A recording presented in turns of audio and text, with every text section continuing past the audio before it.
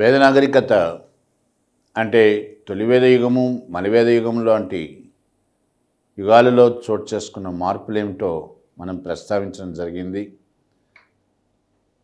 Examination పరంగా competitive examination పరంగా వేద సాహిత్యము దీన్ని కూడా మనం ప్రస్తావించాం, ఎందుకంటే చాలా ముఖ్యమైనది కాబట్టి. అది వేదయుగం ముగిసే కాలం నాటికి అంటే క్రీస్తుపూర్వం 600 సంవత్సరం నాటికి వేద సమాజంలో గొప్ప అశాంతి చోటు చేసుకుంది. ఎందుకంటే వేదమతం బ్రాహ్మణుల ఆధిపత్యంలోకి వచ్చింది. అది కాస్త బ్రాహ్మణ మతంగా మారింది. బ్రాహ్మణాధిపత్యానికి వ్యతిరేకంగా క్షత్రియ వైశ్య శూద్ర ఈ 3 సామాజిక వర్గాలు తిరుగుబాటు ధోరణిని ప్రదర్శించాయి. వేద సమాజంలో నెలకొన్నటువంటి అశాంతి బౌద్ధ జైన అనేటువంటి సంస్కరణవాదంతో కూడిన ఉద్యమాలకు దారితీసింది. క్రీస్తుపూర్వం 6వ శతాబ్దం నాటి సామాజిక మత సంస్కరణోద్యమాలు ఇవి ఎగ్జామినేషన్ పరంగా కూడా చాలా ముఖ్యమైనవి అవుతాయి. సామాన్యంగా మనకు బౌద్ధం పైన జైనం మీద ప్రశ్నలు లేకుండా ప్రాచీన భారతదేశ చరిత్ర పైన ప్రశ్నాపత్రం ఉండడం అంటూ జరగదు. కాబట్టి దాని ఇంపార్టెన్స్ ఏమిటి? డెఫినెట్గా ఈ చాప్టర్ నుంచి ప్రశ్నలు రాబోతున్నాయి అని మనం గుర్తుంచుకోవాలన్నమాట. క్రీస్తుపురం 6వ శతాబ్దం అనేది కేవలం భారతదేశంలోనే కాదు, చైనా మరియు పర్షియా మధ్య ఆసియాలో కూడా ఇది ముఖ్యమైనటువంటి మార్పులకు దారితీసింది. చైనాలో కన్ఫ్యూషియన్, మధ్య ఆసియాలో జొరాస్ట్రియన్ వంటి గొప్ప సంస్కరణవాదులు వచ్చారు. అట్లాగే భారతదేశంలో బుద్ధుడు, వర్ధమాన మహావీరుడు వంటి సంస్కరణవాదులు వచ్చారు. అందుకనే 6వ శతాబ్దాన్ని సంస్కరణవాద ఉద్యమాల యుగంగా కూడా చెప్తూ ఉంటామన్నమాట. మరి ఇటువంటి సంస్కరణవాద ఉద్యమాలు బౌద్ధం కానీ జైనం కానీ ఎందుకు వస్తున్నట్టు? కారణం ఆల్రెడీ ఒకటి చెప్పాం, ఏంటంటే వేద సమాజంలో అశాంతి నెలకొన్నది. బ్రాహ్మణ మతం యొక్క ఆధిపత్యానికి వ్యతిరేకంగా క్షత్రియ వైశ్య శూద్రులు వీళ్ళలో తిరుగుబాటు ధోరణి చోటు చేసుకుంది. ఇది అశాంతికి ఒక కారణమైంది. అట్లాగే క్రీస్తుపురం 6వ శతాబ్దంకి వచ్చేసరికి తత్వచింతన, ఫిలాసఫీ, ఇక్కడ కూడా మనకు ఒక రకమైన అనిశ్చితి ఏర్పడ్డది. 6వ శతాబ్దం నాటికి తత్వ విచారంలో షడ్ దర్శనములు అంటే భారతీయ ఫిలాసఫీ, ఇండియన్ తత్వశాస్త్రంలో తత్వ చింతనలో ప్రధానంగా మనం చెప్పుకునేటువంటి 6 మౌలికమైనటువంటి సిద్ధాంతాలని చెప్పచ్చు, దర్శనములు అంటాం వీటిని. ఈ 6 కూడా మనకు ప్రతిపాదించబడ్డాయి. ఏమిటి ఆ 6 షడ్దర్శనములు అని మనం దేన్నైతే పిలుస్తున్నామో అవి సాంఖ్యశాస్త్రం, కపిలుడి యొక్క సాంఖ్యశాస్త్రము, అట్లాగే పతంజలి యొక్క యోగ, గౌతముడి యొక్క న్యాయ, కణాదుడి యొక్క వైశేషిక, జైమిని పూర్వమీమాంస, బాదరాయణ ఉత్తరమీమాంస, ఇట్లా 6 దర్శనములు అంటాం వీటిని. ఈ 6 దర్శనాల్లో కణాదుడి యొక్క వైశేషికం ఇది పూర్తి భౌతికవాదము అని చెప్పచ్చు అన్నమాట. భౌతికవాదము అంటే కంటికి కనబడేది, దీన్నే వాళ్ళు ప్రామాణికంగా ఎంచుకున్నారు. కంటికి కనబడని దాని వాస్తవం కాదు అని వీళ్ళు విశ్వసిస్తారన్నమాట. ఎగ్జామ్లో ఎట్లా అడిగారు ప్రశ్నలు దీని మీద అంటే పూర్తి వైశేషికం, పూర్తి భౌతికవాదులు ఎవరు అనేటువంటి ప్రశ్న అడిగాడు. వాళ్ళు వైశేషికులు యొక్క వాదము, దీన్ని మనం ఒక రకంగా వైశేషికులు అణు సిద్ధాంతాన్ని కూడా ప్రతిపాదించిన వాళ్ళు అవుతారన్నమాట. సృష్టి మొత్తము అణువులమయము అనేటువంటిది కూడా వీరి వాదం నుంచే వచ్చింది. ఈ వాదానికి ఇచ్చినటువంటి వైశేషికులు మానవుడు మట్టి నుంచి పుడతాడు, మట్టికే తిరిగి చేరుకుంటాడు, man comes from dust and returns to dust అనే వాదాన్ని కూడా వినిపిస్తారు. అంటే ఇక్కడ ఏమవుతుంది, దేవుడి యొక్క ఉనికిని ప్రశ్నించేటువంటి తొలి దశ మనకు కనబడుతుందన్నమాట. ఇది కూడా ఒక రకంగా అలజడికి కారణమైంది. ఎట్లా అలజడికి కారణమవుతుంది? 6 సిద్ధాంతాలు, ఆ షడ్దర్శనాల్లో 6 ముఖ్యమైనటువంటి మార్గాలను ప్రతిపాదించాయి. మోక్షము అనేటువంటిది క్లిష్టం గావించబడ్డది. దేవుడి ఉనికి అనేది క్లిష్టం గావించబడ్డది. ఈ సమస్యలను సింప్లిఫై చేయడం, అంటే ఈ సమస్యలకు పరిష్కారం కనుక్కోవాల్సినటువంటి పరిస్థితి కూడా చోటు చేసుకుంది. బౌద్ధము, జైనము ఈ సమస్యలను పరిష్కరించడానికే ఉద్దేశించబడ్డాయి అని చెప్పవచ్చు అన్నమాట. సమాజంలో అశాంతిని తొలగించడము, బ్రాహ్మణ మతాన్ని సంస్కరించడము, మరియు చలామణి అవుతున్నటువంటి వాదాలు వాటిలో వాస్తవికతను నిర్ధారించడం, ఇవన్నీ ఈ 2 మతాల యొక్క ప్రధాన ఉద్దేశాలైనాయన్నమాట. సామాన్యంగా మనము ఈ చాప్టర్ని ప్రారంభించేటప్పుడు బౌద్ధంతోనే ప్రారంభిస్తాం. వాస్తవంగా జైనం బౌద్ధానికంటే కూడా అక్కడ ప్రాచీనమైంది.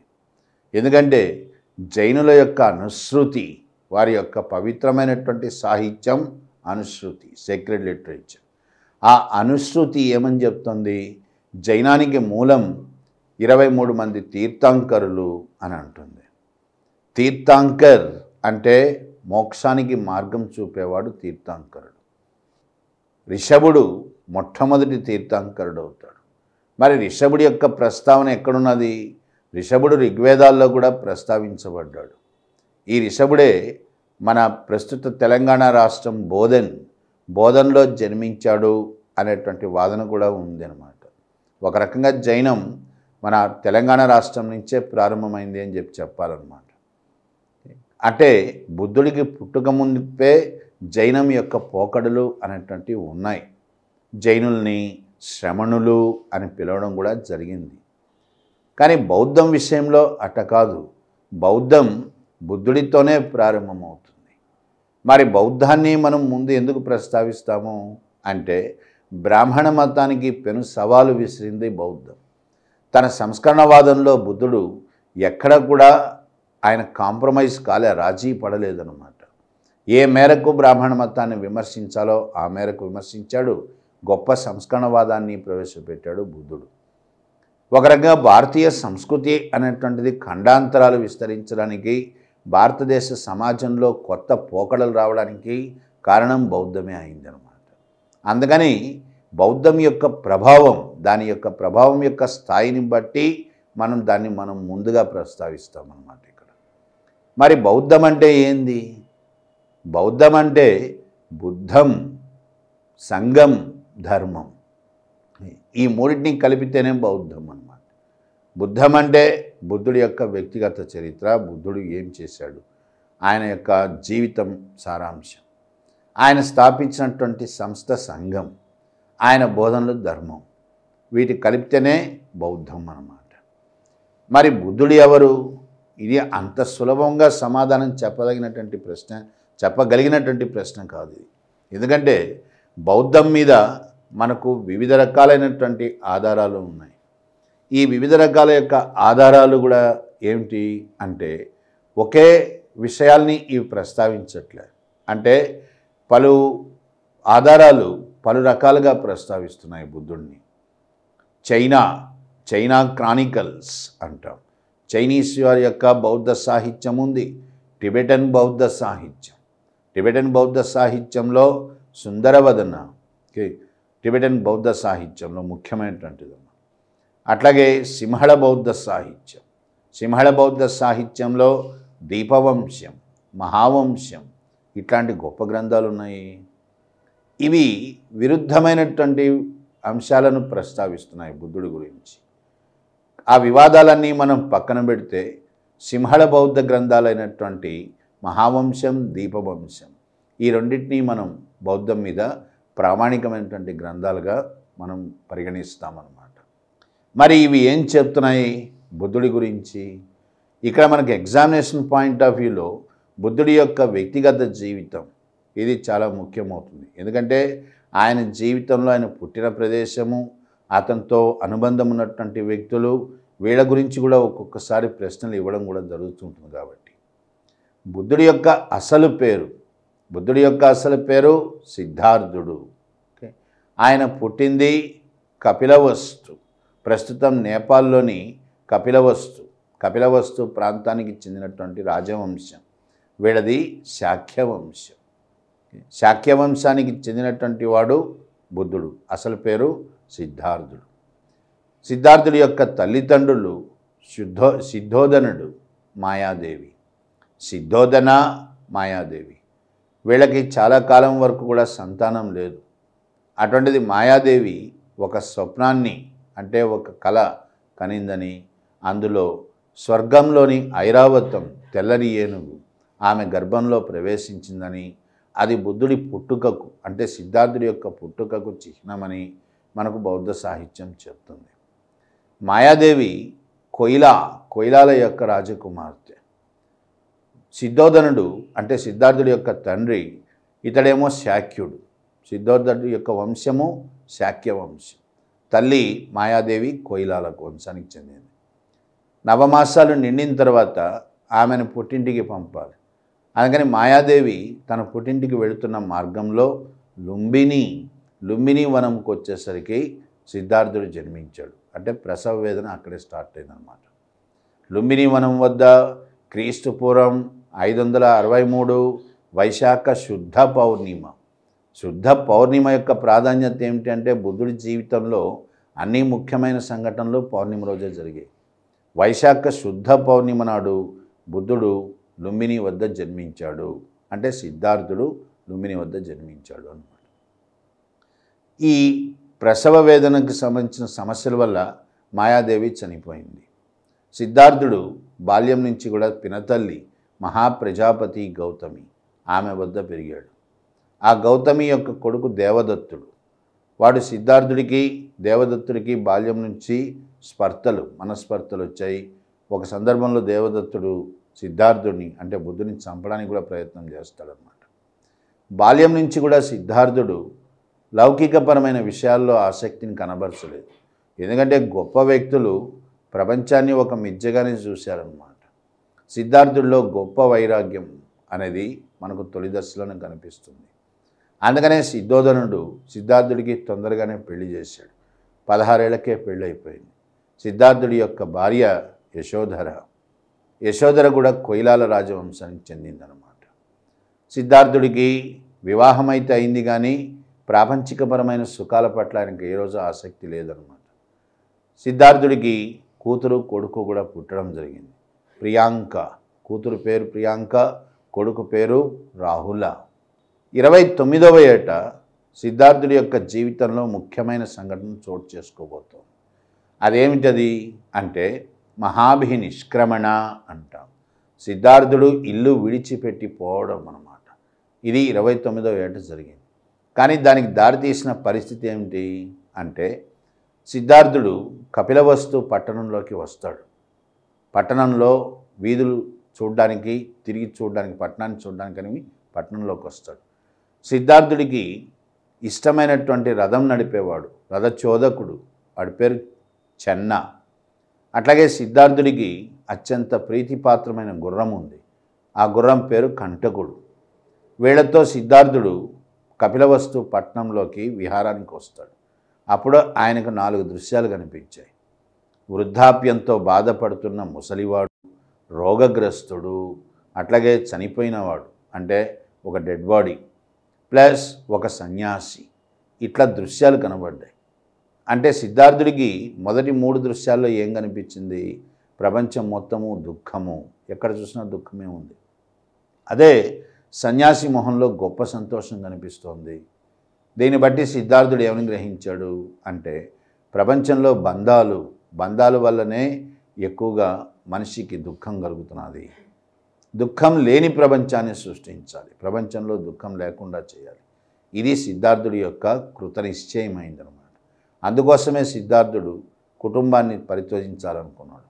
ఎందుకంటే కుటుంబం ఒక బంధంలాగా కనబడ్డది కాబట్టి. అందుకనే 29వ ఏట మళ్ళీ ఇది కూడా పౌర్ణిమ నాడు సిద్ధార్థుడు అందరూ నిద్రిస్తున్నప్పుడు రాజప్రాసాదాన్ని వదిలిపెట్టేస్తాడు. దీన్నే మనం ఏమంటాము? మహాభినిష్క్రమణ అంటాం. 29వ ఏట సిద్ధార్థుడు ఊర్విళ అనే పట్టణానికి వెళ్తాడు. అక్కడ అలారకామ, రుద్రక వీళ్ళు సిద్ధార్థుడికి గురువులు అన్నమాట. వాళ్ళ వద్ద నుంచి సిద్ధార్థుడు సాంఖ్యశాస్త్ర, యోగశాస్త్ర ఈ 2 శాస్త్రాలను అభ్యసించాడు. మహామేధావి, ఏకసంధాగ్రాహి కాబట్టే అతి తొందరలోనే ఆయనకి 2 శాస్త్రాలు అందుబాటులోకి వచ్చాయి. కానీ సిద్ధార్థుడికి తృప్తి కలగలేదు.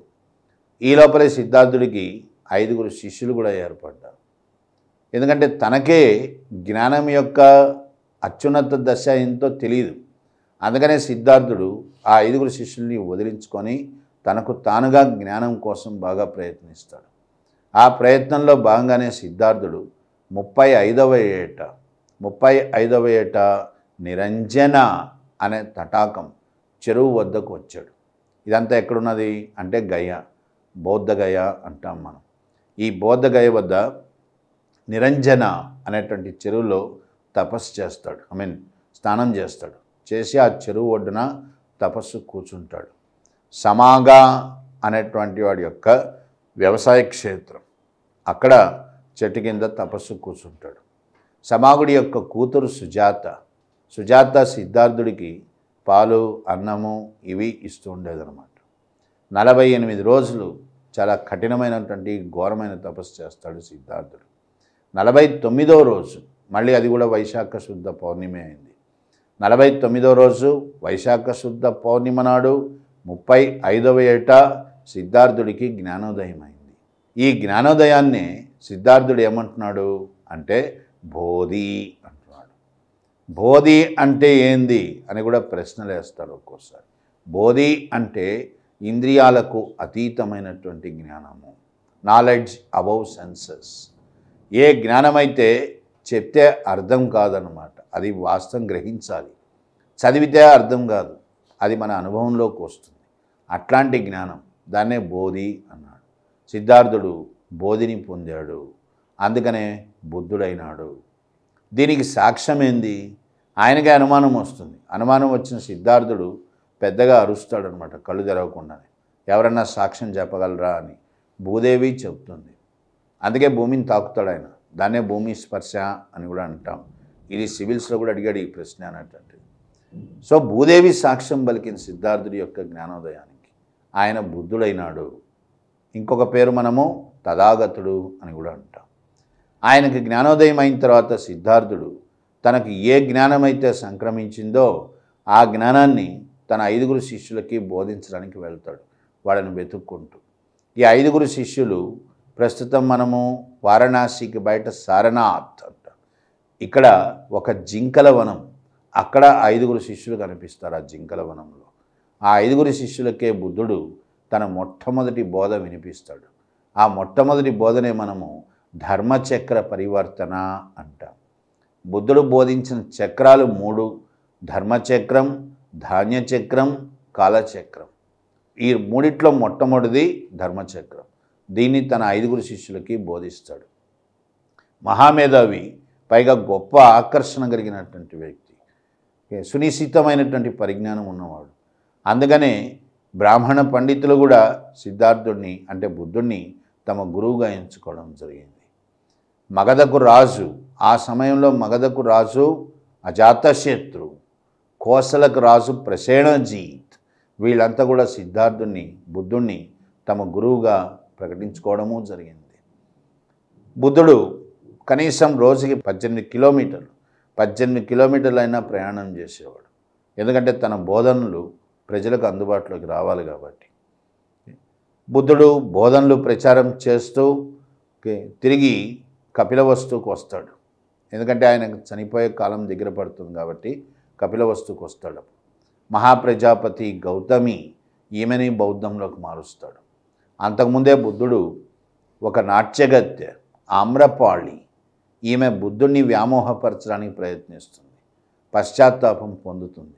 ఆమెను కూడా బౌద్ధంలోకి మారుస్తాడు. అట్లాగే ఒక బందిపోటు ఉంటాడు అంగుళమాలి అని, దొంగతనాలు చేసేవాడు, వాణ్ణి కూడా బౌద్ధంలోకి మారుస్తాడు. తన కొడుకు రాహులుడు, ఈయనకి కూడా సన్యాసాన్ని ఇప్పిస్తాడు బుద్ధుడు. బుద్ధుడి యొక్క అంత్య దశ అంటే ఆయన మరణము ఇది కుశీనర అనే పట్టణంలో చోటు చేసుకోవాలి. అందుకే బుద్ధుడు కుశీనరకు చేరుకుంటాడు. కుశీనరలో ఒక చండాలుడు ఉంటాడు, అంటే అంటరానివాడు, చుండా వాడిపోయారు. అతడికి అతిథిగా అవుతాడు బుద్ధుడు. ఈ చుండ బుద్ధుడికి పంది మాంసం వండి పెడతాడు. అది తిన్నప్పుడు బుద్ధుడికి విరోచనాలు స్టార్ట్ అవుతాయి. అట్లా బుద్ధుడు బలహీనపడిపోయి 80వ ఏట కుశీనర అనే పట్టణంలో మరణించడం జరుగుతుంది. దీన్నే మనము మహాపరినిర్వాణం అంటాం. ఇది కూడా జరిగింది పౌర్ణిమ నాడే. ఇట్లా బుద్ధుడి చరిత్ర ఇది వ్యక్తిగతమైనటువంటి చరిత్ర. అట్లాగే బుద్ధుడి యొక్క బోధనలు ఇవి మనకు చాలా ముఖ్యమవుతాయి ఎగ్జామ్ పాయింట్ ఆఫ్ వ్యూ. ఎందుకంటే ప్రపంచ చరిత్రలో మోస్ట్ ఎన్లైటెడ్ అంటే మహామేధావి అని చెప్పదగినటువంటి వాడు బుద్ధుడు అన్నమాట. మరి బుద్ధుడి యొక్క బోధనలు ఏమిటి? బుద్ధుడి బోధనలు మొట్టమొదటిగా చెప్పుకోదగినటువంటివి 4 ఆర్య సత్యములు. ఆర్య అంటే నోబుల్ అంటాం, అంటే ఉన్నతమైనటువంటి సత్యాలు. ఏమిటా ఉన్నతమైన సత్యాలు? నెంబర్ 1 ప్రపంచము దుఃఖమయము. నెక్స్ట్ నెంబర్ 2 దుఃఖానికి కారణము. ఇక్కడ చాలా జాగ్రత్తగా ఉండాలి. ఎందుకంటే కొంచెం ఈ పదం మీద చాలా అంబిగ్విటీ అంటే కరెక్ట్గా అనిశ్చిత కూడా ఏర్పడ్డది. దుఃఖానికి కారణం ఏమిటి? చాలా పుస్తకాల్లో మనకు దుఃఖానికి కారణము ప్రపంచం దుఃఖమయము, దుఃఖానికి కారణము కోరిక అని రాయడం జరిగింది. అది కరెక్ట్ కాదు. బుద్ధుడి పరిభాషలో చెప్పాలంటే దుఃఖానికి కారణము విపరీతమైన ఆశ.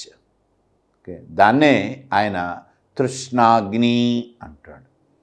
కోరిక వల్ల దుఃఖం రాదు. ఎందుకంటే బుద్ధుడి ప్రకారం కోరిక అనేది అత్యంత సహజమైంది. ప్రపంచం దుఃఖమయం, దుఃఖానికి కారణము కోరిక అని మనం ప్రతి చోట చదువుతూ ఉంటాం. కానీ వాస్తవానికి కోరిక కాదు. దుఃఖానికి కారణము ఒక రకంగా దురాశ లేదా అత్యాశ. కరెక్ట్ మాట అత్యాశ. దాని నుంచే దుఃఖం వస్తుంది అంటాడు బుద్ధుడు. ఇది 2వ ఆర్య సత్యం. 3వ ఆర్య సత్యం ఏంది అంటే దుఃఖాన్ని జయించవచ్చు. 4వ ఆర్య సత్యం ఏంది అంటే దుఃఖాన్ని జయించాలి అంటే ఏం చేయాలి? ఆర్య అష్టాంగ మార్గం అంటే 8 మౌలిక సూత్రాలతో కూడినటువంటి నీతివంతమైనటువంటి జీవితాన్ని గడపాలి. సో ప్రపంచము దుఃఖమయం, దుఃఖానికి కారణము అత్యాశ. అత్యాశను జయించవచ్చు. అత్యాశను జయించాలి అంటే ఆర్య అష్టాంగ మార్గాన్ని పాటించాలి. ఇవి బుద్ధుడి యొక్క 4 ఆర్య సత్యాలు అంటాం.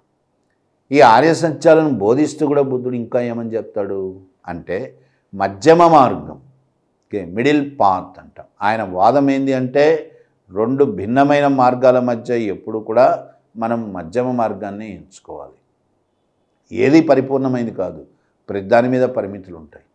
కాబట్టి పరిమితులు తెలుసుకొనే మనం ప్రవర్తించాలి.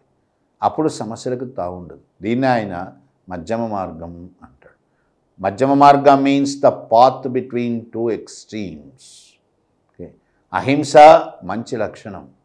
అట్లని హింస చేయకుండా ఉండకూడదని కాదు. కొన్ని సందర్భాల్లో హింస కూడా అనివార్యమే అవుతుంది. ఒక వ్యక్తి తనను తాను కాపాడుకోవాల్సిన పరిస్థితి వస్తుంది. అప్పుడు హింస తప్పదు. అందుకనే బుద్ధుడు ఏమంటాడు? అహింస అనేది మంచి లక్షణం, హింస అనివార్యము అంటాడు. అనివార్యమని హింసను చేయమని చెప్పడు, కానీ హింస చేయడానికి కొన్ని సందర్భాల్లో సిద్ధంగా ఉండాలి అని కూడా అంటాడు బుద్ధుడు. వ్యక్తి తనను కాపాడుకోవడానికి హింస తప్పని పరిస్థితి అవుతుంది ఒక్కోసారి. ఇట్లా బుద్ధుడి యొక్క మార్గం అనేటువంటిది అంటే కరెక్ట్గా బుద్ధుడి ఆచరణకు ఏది యోగ్యమవుతుందో, ఏది ఆచరించాలో దాన్నే ప్రస్తావిస్తాడనమాట. అదే ఒక రకంగా మధ్యమ మార్గం అని చెప్పచ్చు. ఇంకా ఏం చెప్తున్నాడు బుద్ధుడు? ప్రత్యుత్పాద సిద్ధాంతం అంటాం.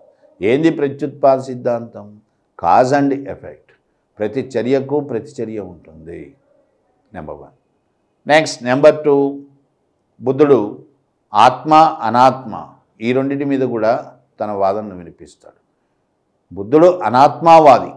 మనం అంగీకరించాల్సిన విషయం ఏంటంటే అనాత్మవాది అంటే ఆత్మ అనేది ఉంది అని ఆయన విశ్వసించలేదన్నమాట. అట్లాగే భగవంతుడి యొక్క ఉనికి ఏంది? దేవుడు ఉన్నాడా లేదా? ఈ విషయం చాలా వివాదాస్పదమైంది. అందుకనే బుద్ధుడి యొక్క వాదన ఏమిటి అంటే అది అప్రస్తుతము అంటాడు. దేవుడు ఉన్నాడా లేడా అనే విషయం మీద బుద్ధుడు ఒక రకంగా మౌనాన్నే పాటించాడు. ఉన్నాడు అని చెప్పడు, లేడు అని కూడా చెప్పడు. అది అప్రస్తుతము అని అంటాడు.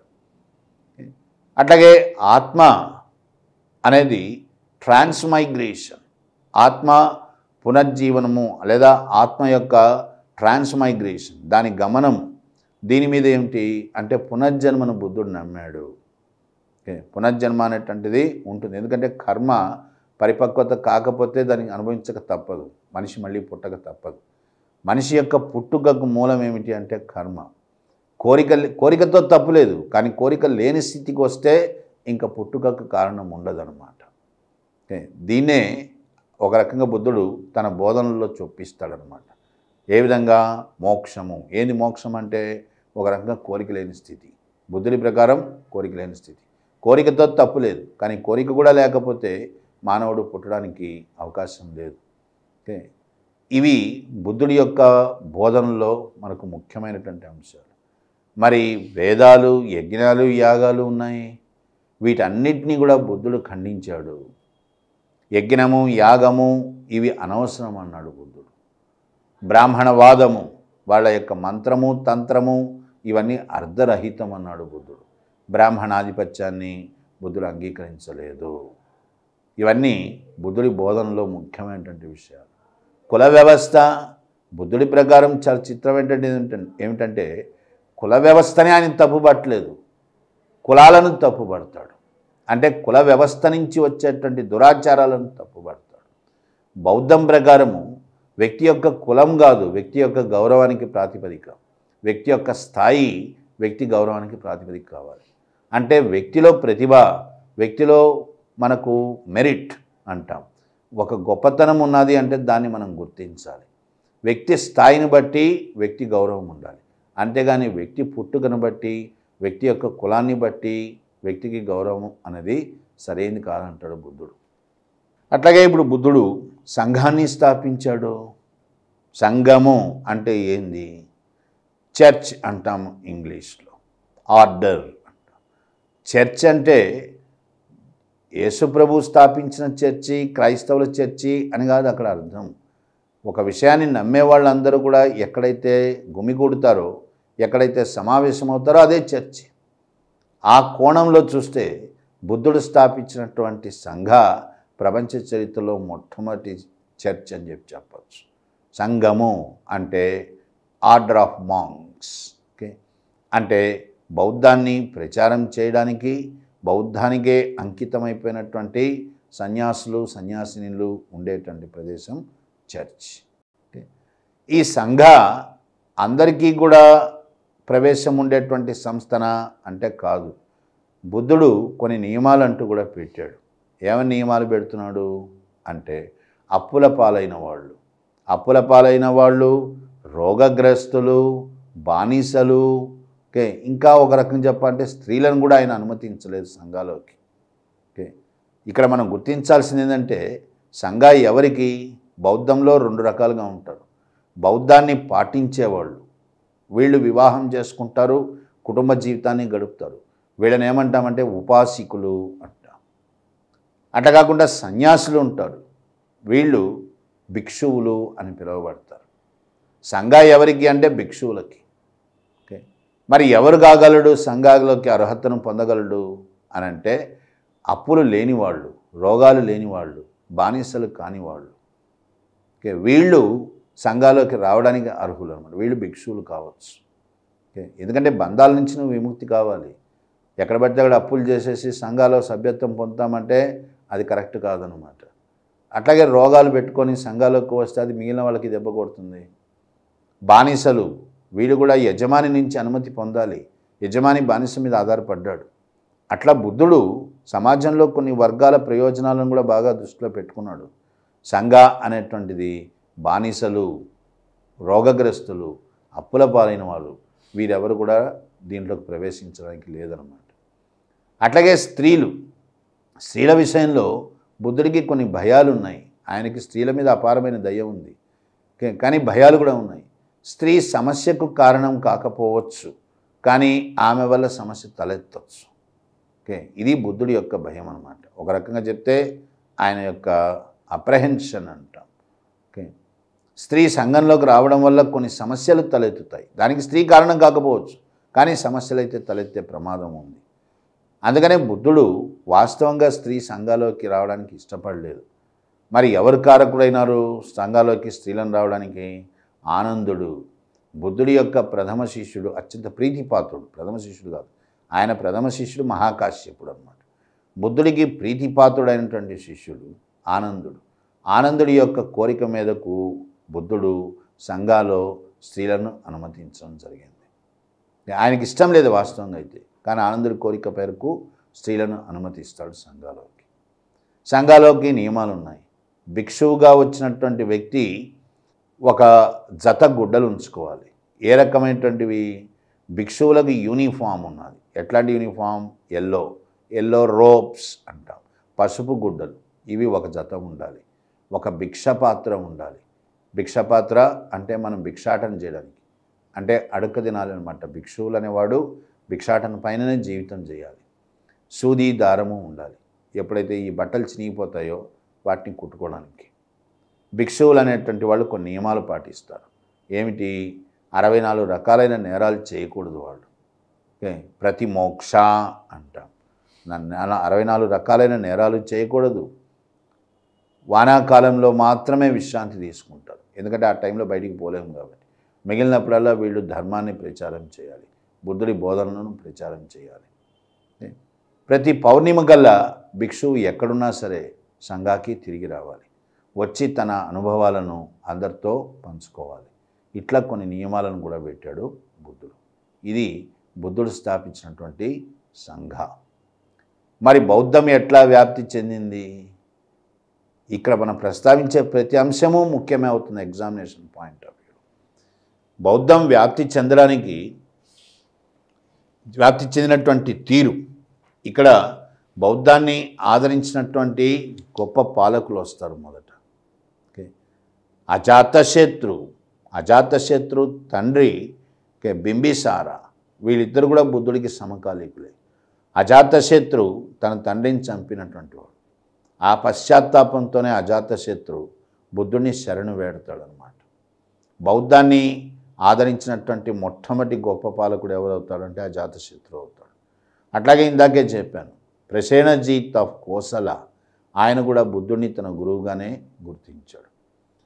ఎప్పుడైతే బుద్ధుడు చనిపోయినాడో అప్పుడు మనకు సమావేశాలు నిర్వహించాల్సినటువంటి అవసరం కూడా వచ్చింది. అంటే ఇక్కడ ఏమవుతున్నది? బుద్ధుడి తర్వాత బౌద్ధం యొక్క చరిత్ర ఏంది? బుద్ధుడి తర్వాత బౌద్ధం యొక్క చరిత్ర సంగీతి అంటాం. సమావేశాలు, మహాసమావేశాలు, వీటి చుట్టూ పరిభ్రమిస్తుంది. అట్లాంటి సమావేశాలు ఎన్ని జరిగాయి?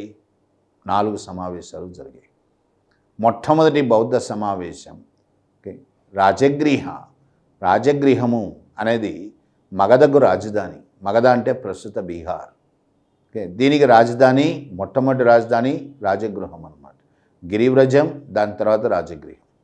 రాజగృహం అనేది రెండో రాజధాని అని చెప్పచ్చు. ఇక్కడ మొట్టమొదటి బౌద్ధ సమావేశం జరిగింది. ఎప్పుడు జరిగింది? బుద్ధుడు చనిపోగానే జరిగింది. బుద్ధుడు 563లో పుట్టాడు, 80 ఏళ్లకు చనిపోయినాడు. అంటే 483 కల్లా చనిపోయినాడు.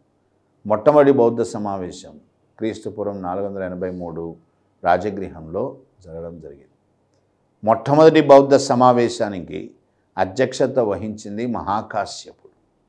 మహాకాశ్యప 5 సంవత్సరాల ప్రాయంలోనే బుద్ధుడిని చేరుకుంటాడు. సిద్ధార్థుడుగా బుద్ధుడు ఉన్నప్పుడే చేరుకుంటాడు అన్నమాట. బుద్ధుడు చనిపోయింది 80 ఏళ్ళకి, మహాకాశ్యపుడి వయసు 85 ఏళ్ళు, అందరికంటే పెద్దవాడు అనమాట. అందుకనే మొట్టమొదటి బౌద్ధ సమావేశానికి మహాకాశ్యపుడు అధ్యక్షుడిగా వ్యవహరిస్తాడు. ఈ సమావేశం రాజగృహంలో జరిగింది అని చెప్పాం. ఈ సమావేశాన్ని ఎవరు నిర్వహిస్తున్నారు? స్పాన్సరర్ అజాతశత్రు.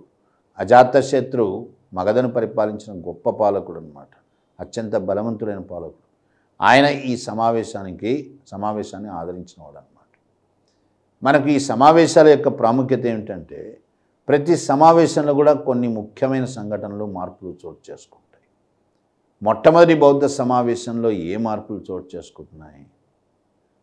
ఆనందుడు మరియు ఉపాళి, బుద్ధుడికి అత్యంత ప్రీతిపాత్రుడైన శిష్యుడు ఆనందుడు. ఈ ఆనందుడు సుత్త పీఠక, పీఠకములు అంటే బౌద్ధ మత గ్రంథాలు, స్క్రిప్చర్స్ అంటాం, పవిత్ర గ్రంథాలు అన్నమాట. ఈ పవిత్ర గ్రంథాల్లో మనకు ముఖ్యమైన మూడే పీఠకాలు. ఆ మూడు కూడా ఏంది? సుత్త, వినయ, అభిధమ్మ. ఈ మూడు పీఠకములు అని పిలువబడతాయి. ఆనందుడు సుత్త పీఠకం. సుత్త పీఠకము అంటే కోడ్ ఆఫ్ కాండక్ట్. ఓకే, ఇది code of conduct of the monks. భిక్షువులు ఏం చేయాలి, ఏం చేయకూడదు చెప్పేది సుత్త పీఠకం. దీన్ని ఆనందుడు ఉచ్చరించడం జరుగుతుంది. అట్లాగే ఉపాళి మరొక శిష్యుడు ఉంటాడు, బుద్ధుడి శిష్యుడు. ఆయన వినయ పీఠకాన్ని ఉచ్చరిస్తాడు. వినయ పీఠకం దేని గురించి చెప్తుంది? సంఘ దీని నియమావళి చెప్తుంది. సంఘ ఎట్లుండాలి, సంఘాలు ఏ విధంగా నిర్వహించాలి అనేటువంటివి చెప్తుంది. ఇట్లా మొట్టమొదటి బౌద్ధ సమావేశంలో ఆనందుడు సుత్త పీఠకాన్ని, ఉపాళి వినయ పీఠకాన్ని ఉచ్చరించడం జరిగింది. ఇది మొదటి సమావేశం యొక్క డెవలప్మెంట్స్, అంటే మొదటి సమావేశంలో జరిగిన పరిణామాలు అన్నమాట. ఇది జరిగినటువంటి 100 సంవత్సరాల దాకా రెండవ బౌద్ధ సమావేశం జరగలేదు. రెండవ బౌద్ధ సమావేశం బుద్ధుడు చనిపోయిన 100 సంవత్సరాలకు చోటు చేసుకుంది. మొదటి సమావేశానికి రెండవ సమావేశానికి మధ్య 100 సంవత్సరాల గ్యాప్, 100 సంవత్సరాల యొక్క కాల వ్యవధి ఉంది. అంటే రెండవ బౌద్ధ సమావేశం క్రీస్తు పూర్వం 383లో జరిగింది అని చెప్పవచ్చు. ఎక్కడ జరిగింది? వైశాలి. ఇది కూడా మగధలోకే వస్తుంది, బీహార్లోకే వస్తుంది. అక్కడ రెండవ బౌద్ధ సమావేశం జరిగింది. ఈ సమావేశానికి అధ్యక్షుడు ఎవరు? ఈ సమావేశానికి అధ్యక్షుడు సబ్బకామి అంట. సామాన్యంగా పుస్తకాలు ఎక్కడ కనబడరు మనకు ఈ రెండవ సమావేశానికి అధ్యక్షుడు. రెండవ బౌద్ధ సమావేశానికి అధ్యక్షుడు సబ్బకామి. మరి ఎవరు నిర్వహించారు రెండవ బౌద్ధ సమావేశాన్ని? ఆ సమయంలో మగధకు పాలకుడు కాల అశోకుడు. కాల అశోకుడు అనేటువంటి ఆయన మగధ యొక్క రెండవ రాజవంశం. దీంట్లో హర్యాంక శిశునాగ వంశం అన్నమాట. ఆ వంశంలో చాలా గొప్పవాడు కాలశోకుడు. ఆయన ఈ సమావేశాన్ని నిర్వహిస్తాడన్నమాట, రెండవ బౌద్ధ సమావేశాన్ని. మరి రెండవ బౌద్ధ సమావేశంలో ఏం జరిగింది అంటే బౌద్ధం మొట్టమొదటిసారిగా విడిపోయింది. ఫస్ట్ స్ప్లిట్ ఇన్ బుద్ధిజం అంట. ఎందుకు వస్తుంది విభజన? ఎందుకు వస్తుంది విభజన అంటే బుద్ధుడు పెట్టిన నియమం ఉంది. ఏమని నియమము? భిక్షువులు ఎక్కడికి వెళ్ళినా సరే పౌర్ణిమ కల్లా వాళ్ళు సంఘాకి తిరిగి రావాలి. కొంతమంది భిక్షువులు ఈ నియమాన్ని ప్రశ్నించారు. ఓకే, తిరిగి రావడము అంటే కాలం వృధా అవడమే అవుతుంది. మరి తిరిగి మళ్ళీ ఆ కొనకు వెళ్ళాలి, ఆ మేరకు వెళ్ళాలి, ఆ నియమాన్ని సడలించాలా అని కొంతమంది భిక్షువులు పట్టుబట్టారు. అంటే మార్పు కావాలని కోరుకున్నారు. బౌద్ధంలో మొట్టమొదటి విభజనకు కారణము మార్పు కావాలని కోరుకున్న వాళ్ళు, మార్పును వ్యతిరేకించిన వాళ్ళు. మార్పు కావాలని ఎవరు కోరుకుంటున్నారు? వాళ్ళనే మనము మహాసాంఘికులు అంటాం. Mahasanghikas are over the pro changes. మార్పు కావాలని కోరుకున్నవాళ్ళు. మార్పును వ్యతిరేకించిన వాళ్ళు వీళ్ళనేమంటాము? స్థావిరవాదిని లేదా థేరవాదినులు అంటాం. అంటే మార్పును వ్యతిరేకించేవాళ్ళు, నో చేంజెస్. ఇట్లా బౌద్ధం రెండవ బౌద్ధ సమావేశంలో మొట్టమొదటిసారిగా విడిపోయింది. మహాసాంఘికులు, స్థావిరవాదినులుగా ఈ విభజన చోటు చేసుకుందన్నమాట. ఇది జరిగిన తర్వాత మూడవ మగధకు రాజవంశం, మూడవ వంశం, మగధను పరిపాలించిన మూడవ వంశం మౌర్యులు. హర్యాంక శిశునాగ నంద మౌర్యులు. నందులు మూడవ వంశం, మౌర్యులు నాలుగవ వంశం. నందుల తర్వాత వచ్చింది మౌర్య వంశం అన్నమాట. మౌర్య వంశంలో సుప్రసిద్ధుడు సామ్రాట్ అశోకుడు. ఆయన కాలంలో మూడవ బౌద్ధ సమావేశం జరుగుతుంది. ఓకే, మూడవ బౌద్ధ సమావేశం ఎప్పుడు జరిగి ఉండవచ్చు అంటే మన అంచనాల ప్రకారం క్రీస్తు పూర్వం 250లో జరిగి ఉండాలా. కొంతమంది చరిత్రకారుల ప్రకారం అయితే అసలు సమావేశమే జరగలేదని కూడా చెప్పే వాదనలు ఉన్నాయి. మనకు వివాదాలు అనవసరం. మూడవ సమావేశం అనేటువంటిది జరిగిందనే మనం విశ్వసించాలన్నమాట. మూడవ సమావేశం పాట్లీపుత్రంలో జరుగుతుంది. ఈ సమావేశానికి అధ్యక్షుడు సింహళ రాజకుమారుడైనటువంటి మొగలిపుత్ర తిస్సా. మొగలిపుత్ర తిస్సాకే ఇంకొక పేరు కూడా ఉంది, ఉపగుప్త అని కూడా అంటాం. ఈ ఉపగుప్తుడే అశోకుని బౌద్ధంలోకి మారుస్తాడనమాట. ఆయనే మూడవ సమావేశానికి అధ్యక్షత వహిస్తాడు. సమావేశాన్ని నిర్వహించడం అది అశోకుడు చేసిన పని. సామ్రాట్ అశోక్ సమావేశాన్ని నిర్వహిస్తాడు. ఈ సమావేశంలో ఏమైంది? ఈ సమావేశానికి అధ్యక్షుడైనటువంటి మొగలిపుత్ర తిస్సా మూడవ పీఠకం. ఏందా మూడవ పీఠకము? అభిధమ్మ కోశ. ఓకే, ఆల్రెడీ మీకు పీఠకాల గురించి నేను ప్రస్తావించడం జరిగింది. పీఠకాలు అంటే పవిత్ర గ్రంథాలు అన్నమాట బౌద్ధంలో. మొట్టమొదటి పీఠకము సుత్త అంటాం, రెండవ పీఠకము వినయ అన్నాం. ఓకే, ఈ రెండు పీఠకాలు మొదటి బౌద్ధ సమావేశంలోనే సమకూర్చబడ్డాయి. మూడవ పీఠకము ఇది అభిధమ్మ పీఠకం. ఈ అభిధమ్మ పీఠకాన్ని సమావేశానికి అధ్యక్షుడైనటువంటి మొగలిపుత్ర తిస్సా ఈయన సమకూర్చడం జరిగింది. మరి అభిధమ్మ పీఠకం ఏం చెప్తుంది? అభిధమ్మ పీఠకం బౌద్ధ తత్వాన్ని చెప్తుంది. ఇది బుద్ధిస్ట్ ఫిలాసఫీ మీద రాయబడినటువంటి గ్రంథం అన్నమాట, ప్రస్తావించేటువంటి గ్రంథం. ఇట్లా మూడు పీఠకాలు ఏర్పడ్డాయి బౌద్ధంలో, పవిత్ర గ్రంథాలు అన్నమాట. ఇంకా ఏం జరిగింది ఈ సమావేశంలోనే? ఈ సమావేశంలోనే సామ్రాట్ అశోక్ బౌద్ధాన్ని అంతర్జాతీయం చేయడానికి నిశ్చయించుకుంటాడు. భిక్షువులకి ఈయన ఇవ్వడానికి సిద్ధపడతాడు అశోక్. ఆయన ఉద్దేశం ఏంటంటే బౌద్ధం ఎట్టి పరిస్థితుల్లో కూడా అంతర్జాతీయం గావించబడాలి, అందుకు కృషి చేయాలని కూడా తీర్మానం జరిగింది. ఇవి మూడవ బౌద్ధ సమావేశంలో ముఖ్యమైన పరిణామాలు అన్నమాట. దీని తర్వాత నాలుగవ బౌద్ధ సమావేశం. మూడవ బౌద్ధ సమావేశానికి నాలుగవ బౌద్ధ సమావేశానికి మధ్య దాదాపుగా 250 సంవత్సరాల కాల వ్యవధి ఉంది, 250 years. ఓకే, ఇది చాలా ఎక్కువ కాలం ఉన్నటువంటి వ్యవధి అన్నమాట. ఈ వ్యవధిలో బ్రాహ్మణ మతం బాగా బలపడ్డది. బౌద్ధానికి వ్యతిరేకంగా కూడా బ్రాహ్మణ మతము తనను తాను సుస్థిరపరచుకునే అవకాశాన్ని పొందిందన్నమాట. నాలుగవ బౌద్ధ సమావేశం క్రీస్తు శకం 1వ శతాబ్దం. 1వ శతాబ్దం నాటికి ప్రస్తుతం కాశ్మీర్, మనకు కాశ్మీర్లోని కుందల వనము అంటాం, కుందల గార్డెన్స్, వనం అంటే గార్డెన్స్, ఇక్కడ జరిగిందనమాట. ఈ సమావేశానికి అధ్యక్షుడు వసుమిత్రుడు అధ్యక్షుడు. ఆచార్య నాగార్జున, ఆంధ్రదేశం నుంచి ఆచార్య నాగార్జునుడు కాశ్మీర్లో జరుగుతున్నటువంటి 4వ సమావేశానికి వెళ్ళడం జరిగింది. దాంట్లో పాల్గొన్నాడు నాగార్జునుడు. సమావేశాన్ని నిర్వహించినటువంటి వాడు ఆ కాలంలో సుప్రసిద్ధ పాలకుడు కనిష్కుడు. కుషానుల్లో గొప్పవాడు కనిష్కుడు. ఆయన ఈ సమావేశాన్ని నిర్వహించడం జరిగింది. ఓకే, మరి ఈ సమావేశంలో ఏమవుతున్నది? ఈ సమావేశంలోనే బౌద్ధం రెండవసారి విభజనకు గురి అయింది. బౌద్ధంలో మొట్టమొదటి విభజన 2వ సమావేశంలో జరిగింది. బౌద్ధంలో రెండవసారి విభజన ఇది 4వ సమావేశంలో జరగడం జరిగింది. ఎట్లా జరిగింది ఈ విభజన? బౌద్ధం మహాయానం మరియు హీనయానం అని 2 శాఖలుగా విడిపోయింది. ఏంది మహాయానం అంటే? మహాయానం గొప్ప ప్రయాణం, యానం అంటే ప్రయాణం, గొప్ప ప్రయాణం అని దాని అర్థం. ఎవరిది ఇక్కడ గొప్ప ప్రయాణం? బుద్ధుడు చనిపోయిన తర్వాత ఆయన ఆత్మ అనేది 7వ స్వర్గంలో ఉంది అని మహాయానులు విశ్వసిస్తారు. 7వ స్వర్గాన్ని వాళ్ళు ఏమని పిలిచారు? తుషిటా అన్నారు. తుషిటా, TUSHITA, తుషిటా.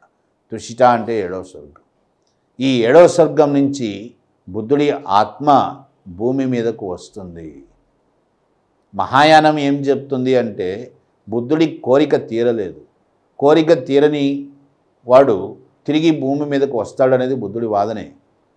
అట్లా బుద్ధుడు తిరిగి భూమి మీదకి రావాల్సిన పరిస్థితి వస్తుంది. మానవ జాతి మొత్తము ఉద్ధరించబడే వరకు బుద్ధుడి యొక్క ఆత్మ ఎడతెగని ప్రయాణం చేస్తూనే ఉంటుంది, అంతులేని ప్రయాణం చేస్తూనే ఉంటుంది. ఇది మహాయానం. మహాయానము అంటే బుద్ధుడి ఆత్మ యొక్క ప్రయాణము, అదనమాట దాని యొక్క మూల అర్థం. ఈ మహాయానవాదాన్ని ఎవరు ప్రవేశపెడుతున్నారు అంటే ఆచార్య నాగార్జునుడు. నాగార్జునుడి యొక్క వాదం మహాయానం. దీన్ని వ్యతిరేకించిన వాళ్ళు హీనయానులు అవుతారు. హీనయానం అంటే అర్థమైంది, బుద్ధుడు పుట్టాడు, ఆయన యొక్క పరమోద్దేశం జ్ఞానాన్ని పొందడము, ఆయన బోధిని పొందాడు, ఆయన కోరిక తీరిపోయింది, ఇక బుద్ధుడు మళ్ళీ పుట్టడు. హీనయానం ప్రకారము బుద్ధుడు తిరిగి భూమి మీదకి రాడు. ఒక రకం చెప్తే హీనయానం అసలు సిసలైనటువంటి బౌద్ధం అన్నమాట. ఎందుకంటే బుద్ధుడు ఎప్పుడూ చెప్పలే తను మళ్ళీ పుడతామని చెప్పలే. ఓకే, బుద్ధుడు ఏనాడు కూడా గురువు యొక్క ప్రాధాన్యతని ఒప్పుకోలే. ఓకే, ఒక రకంగా బౌద్ధంలో మహాయానం అనేది యాంటీథీసిస్. బుద్ధుడు చెప్పిన దానికి వ్యతిరేకమైన వాదనలు వినిపించింది మహాయానం. మహాయానంలో ఇంకా ఏమున్నాయి ముఖ్య లక్షణాలు? మహాయానులు నెంబర్ 1 బుద్ధుడు మళ్ళీ పుడతాడని విశ్వసిస్తారు. నెంబర్ 2 బుద్ధుడు సాక్షాత్తు భగవత్ స్వరూపుడు, దైవంతో సమానమైనవాడు, కాబట్టి ఆయన్ని ఆరాధిస్తారు. ఆరాధనని బుద్ధుడు ఏ రోజు ఒప్పుకోలే. బుద్ధుడు ఏనాడు కూడా తాను భగవంతుడు అని చెప్పలే. అసలు ఆ ఆలోచనని ఆయన అంగీకరించలేదు. చివరికి గురువు యొక్క ప్రాధాన్యతను కూడా అంగీకరించలేదు బుద్ధుడు. బుద్ధుడి ప్రకారం ప్రతి వ్యక్తి తనకు తానుగా శ్రమించాలి, తనకు తానుగా అర్థం చేసుకోవాలి, గ్రహించాలి. ఇక్కడ గురువు మీద కూడా ఆధారపడకూడదు అన్నాడు. కానీ అట్లాంటి బుద్ధుడిని మహాయానులు దేవుడిగా ప్రకటించారు.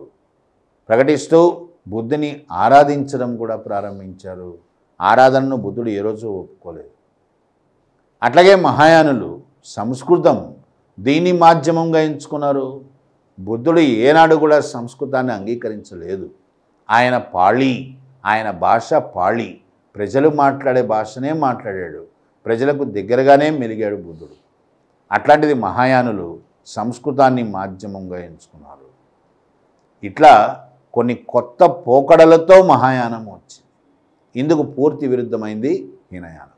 అంటే హీనయానం బుద్ధుడు మళ్ళీ జన్మిస్తాడు అనే వాదనను అంగీకరించదు, నెంబర్ 1. నెక్స్ట్ నెంబర్ 2 హీనయానం ప్రకారము బుద్ధుడు ఒక గొప్ప తాత్వికుడు, అంతేగాని దేవుడు కాదు. నెక్స్ట్ నెంబర్ 3 హీనయానం ప్రకారము బుద్ధుడిని ఆరాధించడం అనేది ఆమోదయోగ్యం కాదు. నెక్స్ట్ నెంబర్ 4 హీనయానం ప్రకారము పాళీ ఇదే బుద్ధుడి భాష, ఇదే కొనసాగాలి, సంస్కృతం కాదు. ఇట్లా విభేదాలు తలెత్తి బౌద్ధం రెండోసారి విడిపోయింది, 4వ బౌద్ధ సమావేశం. ఇట్లా 4 సమావేశాలు జరిగాయి. ఇంతకుముందు చెప్పినట్టే సమావేశాలకు అధ్యక్షులు, సమావేశాలను నిర్వహించిన వాళ్ళు, ఇప్పుడు చెప్పినటువంటి పరిణామాలు ఇవన్నీ కూడా ముఖ్యమవుతాయి ఎగ్జామినేషన్ పాయింట్ ఆఫ్ వ్యూ. దీని తర్వాత బౌద్ధం యొక్క చరిత్ర ఏంది? దీని తర్వాత బౌద్ధం యొక్క చరిత్ర అంటే బౌద్ధం వ్యాప్తి చెందిన తీరు, ఇది ఎట్లా వ్యాప్తి చెందింది. ఎందుకంటే ఖండాంతరమైంది బౌద్ధం. హిందూ మతం ఏనాడు కూడా భారతదేశ సరిహద్దులు దాటలే.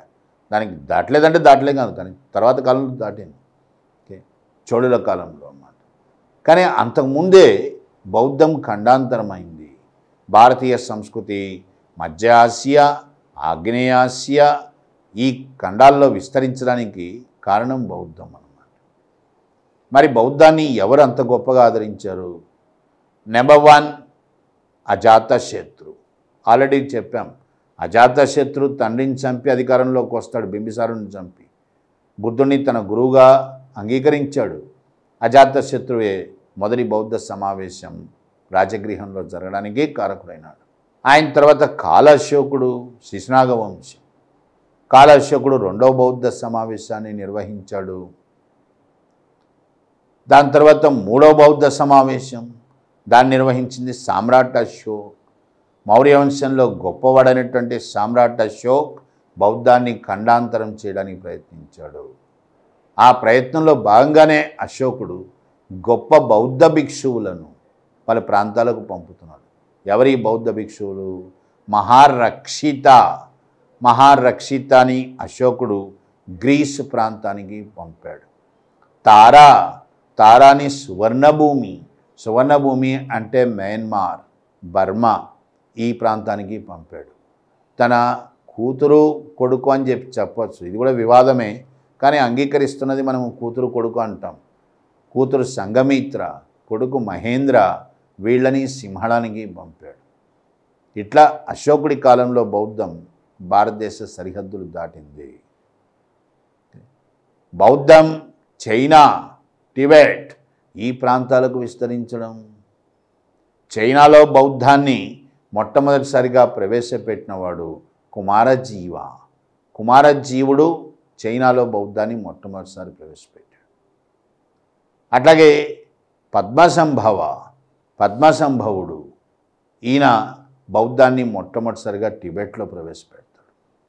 బౌద్ధ సాహిత్యం ప్రకారము విజయసింఘవుడు మొట్టమొదటిసారిగా బౌద్ధాన్ని సింహళంలోకి తీసుకొస్తాడు. ఇట్లా బౌద్ధం ఖండాంతరం అయింది. ఇంకా దీని వ్యాప్తికి ఎవరు కృషి చేసినట్టు? కనిష్కుడు. కుషానుల్లో గొప్పవాడు కనిష్కుడు. కనిష్కుడి యొక్క రాకతో బౌద్ధం మధ్య ఆసియాలోకి ప్రవేశించినట్లయింది. ఎందుకంటే కుషానులు ఆఫ్ఘనిస్తాన్ కేంద్రంగా పరిపాలించారు కాబట్టి. 4వ బౌద్ధ సమావేశంలో పాల్గొన్న ఇంకా గొప్ప బౌద్ధ భిక్షువులు ఉన్నాడు, అశ్వఘోషుడు ఊరూరు తిరుగుతుండేవాడు. బుద్ధుడి యొక్క గొప్పతనాన్ని గానం చేస్తూ పాటల రూపంలో పాడుతూ తిరుగుతుండేవాడు. ప్రస్తుత మధ్య ఆసియాలోని ఖొటాన్ అక్కడి దాకా వెళ్ళినట్టు కూడా ఆధారాలు ఉన్నాయి. ఎందుకంటే అశ్వఘోషుడు రాసినటువంటి బుద్ధ చరిత్ర, సుందరనందన, శరిపుత్ర ప్రకరణ, ముఖ్యంగా ఈ శరిపుత్ర ప్రకరణ అనేటువంటి నాటకం శరిపుత్రుణ్ణి బౌద్ధంలోకి మార్చడం అన్నమాట. ఇది ఖొటాన్లో దొరికింది మనకు. అంటే దాదాపుగా అశ్వఘోషుడు అక్కడి దాకా వెళ్ళాడు అని అర్థం అన్నమాట. పాయింట్ ఏమిటంటే కనిష్కుడు మరియు అశ్వఘోషుడు వీళ్ళ కృషి వల్ల బౌద్ధం మధ్య ఆసియాలో బాగా విస్తరించింది అని చెప్పచ్చు. అట్లాగే విశ్వవిద్యాలయాలు ఇవి కూడా కారణమైనవి. బౌద్ధం భారతదేశానికి అందించిన గొప్ప సేవల్లో ఒకటి ఏమిటంటే విద్యను సామాన్య మానవుడికి అందుబాటులోకి తేవడం. ఆ దిశగా గొప్ప ప్రయత్నం చేసినటువంటి వాడు ఆచార్య నాగార్జునుడు. ఆచార్య నాగార్జున శ్రీపర్వత విశ్వవిద్యాలయం, మనకు ప్రస్తుత నాగార్జున సాగర్, ఇక్కడ ఆయన శ్రీపర్వత విశ్వవిద్యాలయాన్ని స్థాపించాడు. భారతదేశ చరిత్రలో మనం చెప్పుకునేటువంటి మొట్టమొదటి విశ్వవిద్యాలయం తక్షశిల మొట్టమొదటి విశ్వవిద్యాలయం అవుతుంది. బౌద్ధం చరిత్రలో మొట్టమొదటి విశ్వవిద్యాలయం బౌద్ధాన్ని పాటించే వాళ్ళ చేత ఏర్పరచబడ్డ మొట్టమొదటి విశ్వవిద్యాలయం శ్రీపర్వతం. అంటే నాగార్జున సాగర్ శ్రీపర్వతం అని పిలువబడేదన్నమాట. అందుకని దాన్ని శ్రీపర్వత విశ్వవిద్యాలయం అని అన్నాం. ఇక్కడికి పలు దేశాల నుంచి భిక్షువులు వేల సంఖ్యలో వచ్చారు విద్యాభ్యాసం చేయడానికి అని బౌద్ధ సాహిత్యం చెప్తోందన్నమాట. దీని తర్వాత గుప్తులు, ఉత్తర భారతదేశంలో గుప్త వంశం అధికారంలోకి వచ్చింది. కుమారగుప్త గుప్తులు బ్రాహ్మణ మతాన్ని ఎక్కువగా ఆదరించారు. బ్రాహ్మణ మతాన్ని ఆదరించారు అంటే బౌద్ధం పట్ల ద్వేషాన్ని కలిగి ఉన్నారని కాదు. గుప్తుల పాలకుడైనటువంటి కుమారగుప్త నలందా విశ్వవిద్యాలయం దీన్ని స్థాపించాడు. బౌద్ధానికి సంబంధించినంత వరకు నలందా విశ్వవిద్యాలయం అత్యంత ప్రాముఖ్యతను సంతరించుకున్న విశ్వవిద్యాలయం. మన భారత ప్రభుత్వం కూడా తిరిగి ఇప్పుడు నలందా యూనివర్సిటీని విశ్వవిద్యాలయాన్ని పునరుద్ధరించిందనమాట. గొప్ప ప్రయత్నం చేశాం మనం ఇక్కడ. సో గుప్తుల తర్వాత హర్షవర్ధనుడు. ఆయన యాక్చువల్గా శైవ మతాభిమాని మొదట్లో. అట్లాంటి హర్షుడు హువాన్సాంగ్, చైనా యాత్రికుడైనటువంటి హువాన్సాంగ్ యొక్క ప్రభావం వల్ల మహాయాన బౌద్ధంలోకి వస్తాడు. హర్షుడు బౌద్ధ సమావేశాలు నిర్వహించాడు. కనౌజ్ మరియు ప్రయాగ్ ఇక్కడ బౌద్ధ సమావేశాలు హర్షుడు నిర్వహించినట్టు చెప్తున్నాం మనము. ఒక రకంగా ప్రాచీన భారతదేశ చరిత్రలో హర్షుడు చిట్ట చివరి వాడు అవుతాడు అన్నమాట. బౌద్ధాన్ని గొప్పగా ఆదరించినటువంటి వాడు. తొలి మధ్యయుగాల్లో బౌద్ధం అనేటువంటిది చివరి దశకు వచ్చిందనమాట. బౌద్ధాన్ని చివరగా ఆదరించినటువంటి గొప్ప రాజవంశం పశ్చిమ బెంగాల్. పశ్చిమ బెంగాల్ని పరిపాలించినటువంటి పాలా, పిఏఎల్ఏ, పాలా వంశము అంటాం. ఈ పాలా వంశంలో సుప్రసిద్ధుడు ధర్మపాలుడు. ఈ ధర్మపాలుడే 3 విశ్వవిద్యాలయాలు స్థాపించాడనమాట. ఈ 3 విశ్వవిద్యాలయాలు కూడా మనకు చాలా ప్రాముఖ్యతను కలిగినటువంటి విశ్వవిద్యాలయాలు. విక్రమశిల, ఉద్దండపుర, జగద్దల, ఈ 3 విశ్వవిద్యాలయాలు మనకు బెంగాల్, పశ్చిమ బెంగాల్, బీహార్ అంటే భాగల్పూర్ ఈ ప్రాంతాల్లో కేంద్రీకరించబడ్డాయన్నమాట. ఈ 3 విశ్వవిద్యాలయాలు బౌద్ధంలో ఒక శాఖ ఉంది. ఆ తర్వాత చెప్తాం శాఖల గురించి. బౌద్ధంలో ఉండేటువంటి శాఖ వజ్రాయన అంటాం. వజ్రాయన ఆ శాఖ యొక్క బౌద్ధం. దాన్ని వ్యాప్తి చేయడానికి, దాన్ని బోధించడానికి ఈ 3 విశ్వవిద్యాలయాలు ఉద్దేశించబడ్డాయి అన్నమాట. ఇట్లా బౌద్ధం స్థాపించినటువంటి విశ్వవిద్యాలయాలు కూడా బౌద్ధం యొక్క వ్యాప్తికి కారణమైనవి.